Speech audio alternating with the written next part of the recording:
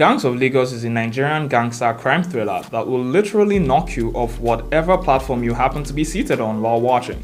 It trended top 10 in over 30 countries the day of its launch, and it was filmed and produced by Nollywood cast and crew. This movie might just be Nollywood's best movie yet. As a Nigerian myself, I know this is a bold claim, considering the absolute fire that has been coming out of Nollywood in recent years. That's why in today's video, my job is to prove that claim. And I'm going to begin with probably the best element of this movie: the characters. Now, I've watched a lot of Nollywood movies in the past, and the characters in the films are very cliched at best and cardboard cutouts at worst.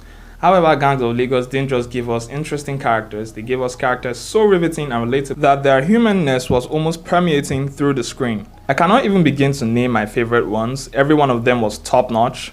With Obalola's trio, we get to see their dreams and motivations right from when they're children. And by the way, there was some heavy foreshadowing of what was to come later in the movie, which made it all the more satisfying when it did. The actors also did marvelous work. You could tell they really went several extra miles with their performances. I almost cried at several points, but I'll touch more on that later. I'm going to be honest with you right now. I don't think I've seen a rendition as good as this from any cast this year. Every single person nailed it. Some people might claim the acting was over the top, but it's justified because life in Nigeria is over the top. I'd especially like to give credit to Toby Bakari for his performance in this. He's acted in a similar role before and he delivered in that too. The same goes for Adesua. Like, just generally everyone was really good. The producers did a good job as well, and the directors. Turning point / impact. When the Elenion, the same person who rescued Obalola as a child from his abusive mother, dies, it signifies a critical turning point in the movie, and we know shit is about to go down. The dreams and hopes of not only our main character, but the entire community is dashed as their savior is replaced by a ruthless cabal. Even our MC's dream of becoming an engineer is a distant memory at this point. However, with time we start to see things coming together again for Obalola and the gang. And we're genuinely hopeful, that is, until Kazim went ahead to kill Ifeanyi, probably the most lovable of them all.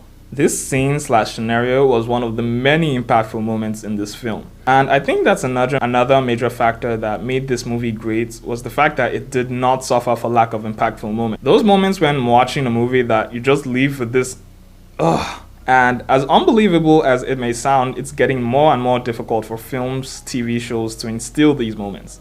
I think that can be kind of traced to a lack of proper build-up. If the build-up isn't sufficient, the payoff is going to fall flat no matter how many cars you explode or buildings you collapse. If you are not deeply invested in one way or another, the impact is going to be far less. That's exactly why Elenion's and especially Ifeanyi's death had such an impact. With Ifeanyi, we see a young man in his prime years who just became a father and is looking to secure a better life for his family and friends by chasing his dreams, despite how high the odds are stacked against him. And they just killed him off. Though he wasn't perfect, he was such a good man and an important character that the exaggerated reaction from his loved ones was 100% justified. I don't think I can even call it exaggerated. Man, after that scene, even I felt like crying. And this just goes to show how much detail was put into characterization and build-up. I also want to point out that there are direct consequences to actions in these films, which by default makes it a more interesting watch. Look no further than the two deaths I highlighted previously to buttress my point. A literal gang war ensued after both instances, and there was massive bloodshed. It doesn't get any more high stakes than that. Briefly, if you're enjoying this video, do well to like and subscribe so you can get more content just like this from me. Moving forward, setting and culture. Sure, there have been Nollywood films that have emphasized the culture, however, very few of them have done it this well. Believe me, I've watched a fair amount of Nollywood, and more often than not, the portrayal of our culture comes across as too try-hard or over the top. It doesn't leave much room for the watcher to really absorb it in a smooth way. A lot of the time, it's just in your face. A good example to prove my points would be the Eyo Festival scene.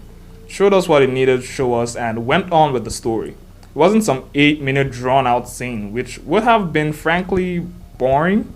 And I've watched a lot of those where I'm just staring at the screen for 8, even 10 minutes, wondering what the hell are we watching. Anyway, the story is set in Isale Eko, Lagos State, Nigeria. and the name literally translates to the bottom of Lagos in English. It's the ghetto area of the metropolitan Lagos Island, inhabited by largely average income Lagosians. And it's quite ironic as the citizens there live beside the wealthiest people in the whole state and have a standard of living in stark contrast to them.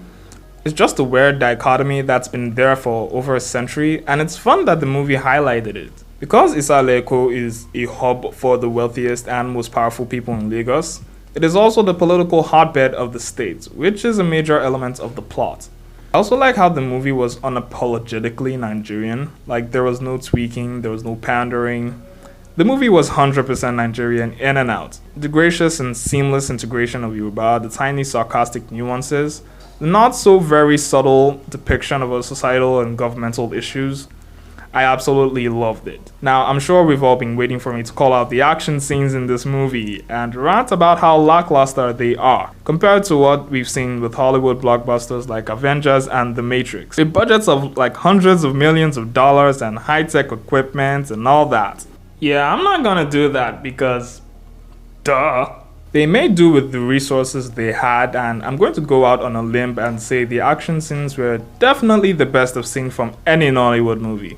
And just from watching it, you can tell there was much more effort and detail put into it, considering what they had to work with.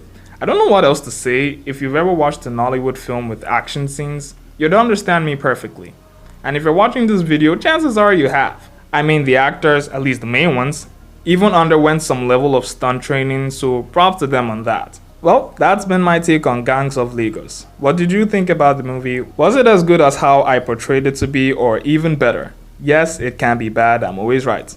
Let me know in the comments. Anyway, don't forget to like and subscribe. Thanks so much for watching the video. Do have a nice day.